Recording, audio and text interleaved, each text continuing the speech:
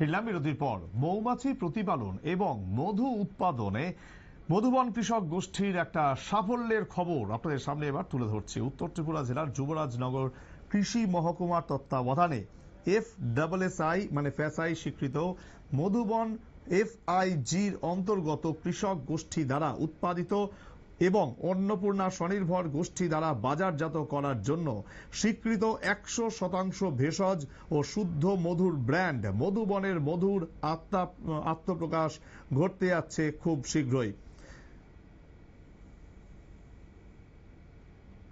নমস্কার, আমার নাম মাধুরী ভৌমিক।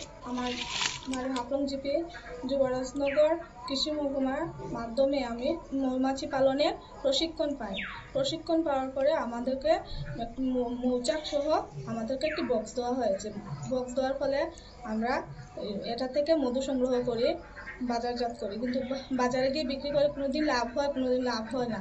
অন্নপূর্ণা এসএইচজির মাধ্যমে কৃষি দপ্তর সহযোগিতায় আমরা এই মধুটিকে বোতলজাত করে বাজারে নেওয়ার প্রস্তুতি নেওয়া হয়েছে। আশা করি আমরা এতে লাভবান হব।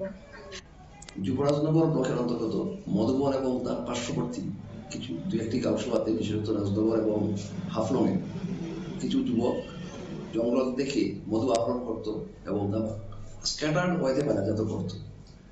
কৃষি দপ্তরের আত্মার অধীনে SME প্রকল্পে আমরা প্রথমে তাদেরকে অর্গানাইজ করি এবং 28 জন আনএমপ্লয়েড ইয়াথকে STROI প্রকল্পে আমরা প্রশিক্ষণ দেওয়াই, হাতে কলমে কিভাবে মধু উৎপাদন এবং বাজারজাত করা যায়।